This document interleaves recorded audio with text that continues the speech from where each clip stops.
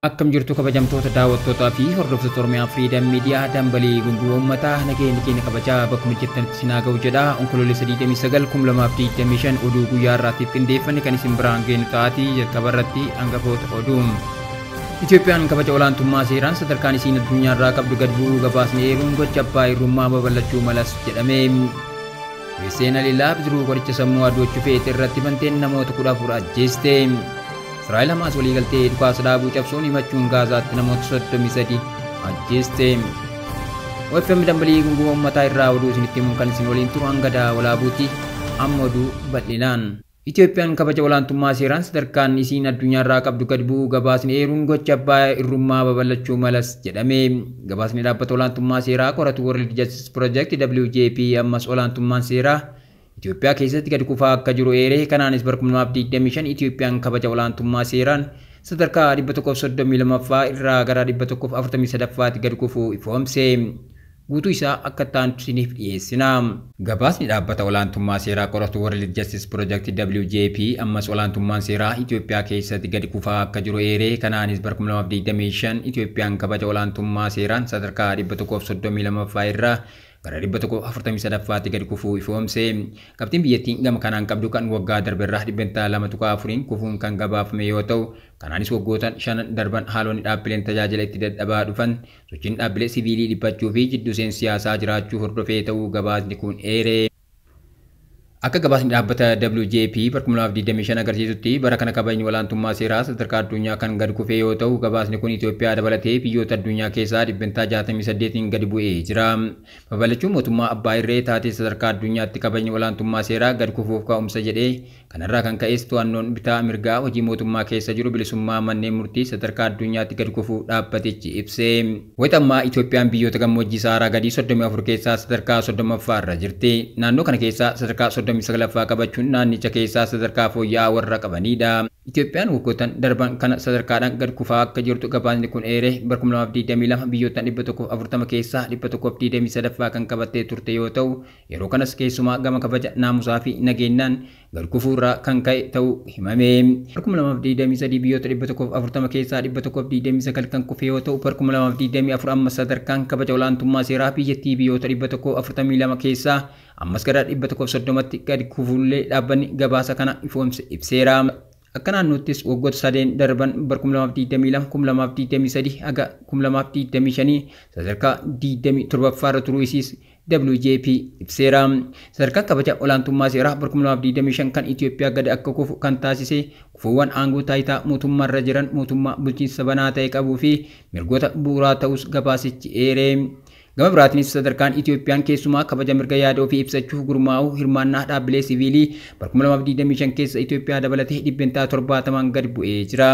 Sochiin dhaabbilee siviilii sadarkaa addunyaatti gad kufaa jira. Kunis hojimaanni itti gaafatamummaa mirkaneessuu fi amantummaan gad kufaa jira jechuunis gabaasichi akeekkachiiseera. Itoophiyaa dabalatee biyyoota addunyaa kaan 61 haga 69 ta'an keessatti walabummaan mana murtii jidduu seentummaan siyaasaa kufuu WJP ibseera. Itoophiyaan gama kabaja olaantummaa seeraa kanaan bara kana kan rakkoo irratti mul'ate qabxiilee addunyaa irraa humna mootummaatti danqi jiraachuun sadarkaa 134ffaa, mirga namoomaa 138ffaa, tajaajila mootummaa maraaf banaa ta'een 135ffaa, raawwii hordoffiitiin 137ffaa galmeessitee jirti.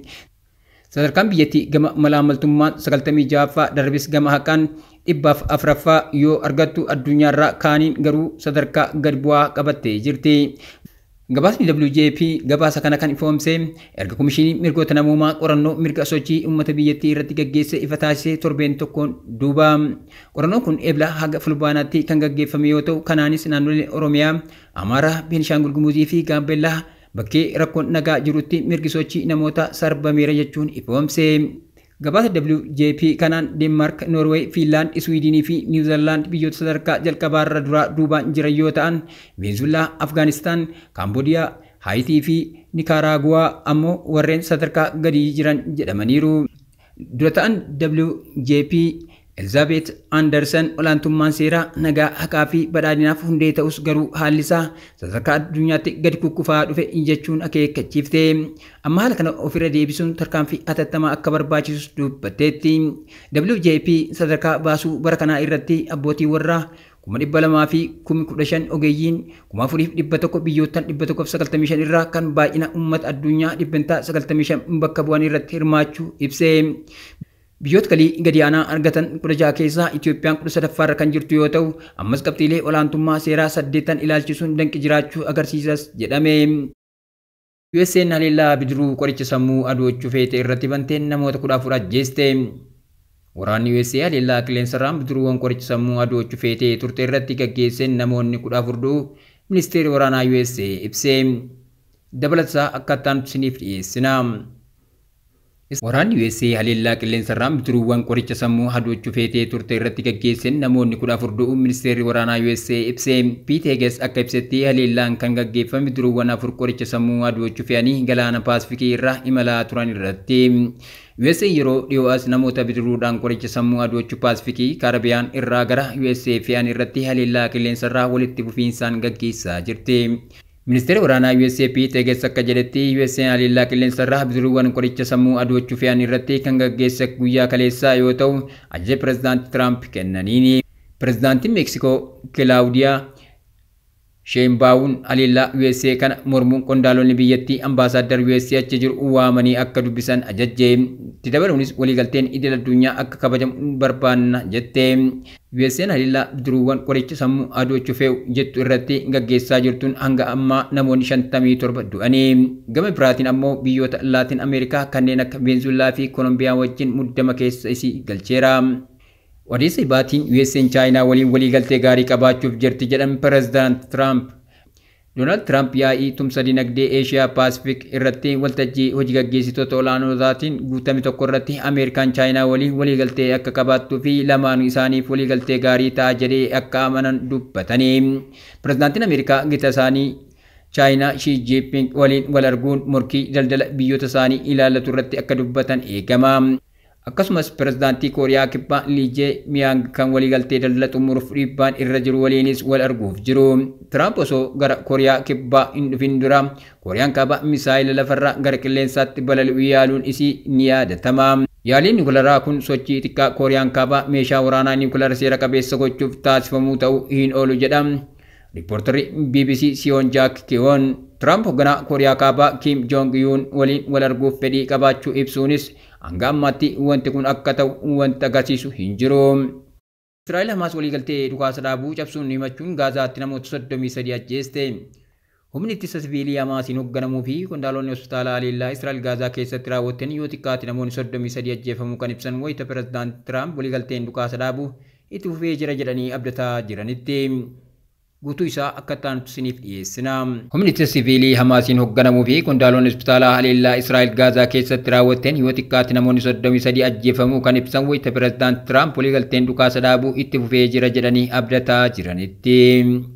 Israa'el haleellaa kana kan raawwatteef Hamaas waliigaltee dhukaasa dhaabuu jaarsummaa Ameerikaan irra ga'ame cabsuu isaaf deebii kennuuf ta'uu ibsite. Ministeerri ittisaa Israa'el kan ta'an Israa'el Kaatzi Hamaas Gaazaa keessatti loltoota Israa'el haleeluu fi waliigaltee reenfa namoota butamanii deebisuu irratti jiru cabsuudhaan himatanii. Hamaas gamasaan haleellaa kamuu akka hin raawwannee fi waliigaltee dhukaasa dhaabuu kutannuun hojiirra oolchaa akka jiru hime. Pireezidaantii USA Donald Trump wanti waliigaltee dhukaasa dhaabuu gufachiisu jiraachuu hin danda'u jedhanii. Garuu Israa'el yoo loltoonni isii jalaa tuqaman deebitee ofirraa qolachuu qabdi jedhan Trump. Haleellaan Israa'el kun manneen jireenyaa, manneen barnootaa fi gamoowwan Gaazaa Siitii, Beeyit Laahiyaa, Albureeyyii, Nusiyyaaraatii fi Kaan Yuunis daran miidheera. Odeessa biraatiin fayyadamtoonni Chat GPT miliyoona 1 ol torbanitti ergaa of ajjeesuu erguu jedhame. Akka istaatisiin OpenAI kennetti fayyadamtoonni Chat GPT miliyoona 1 ol torbanitti ergaa of ajjeesuu ergu. Dhaabbatichi daataa kana kan gadhiise qeeqa dargaggeessi umrii kurnanii keessa jiru tokko erga du'ee booda kan chatbot waliin walqunnamtii keessa ture jedhameera. OpenAI akka jedhetti GPT-5 fooyya'e kun fayyadamtoota saaxilamoo ta'aniif eegumsa fooyya'aa ni kenna.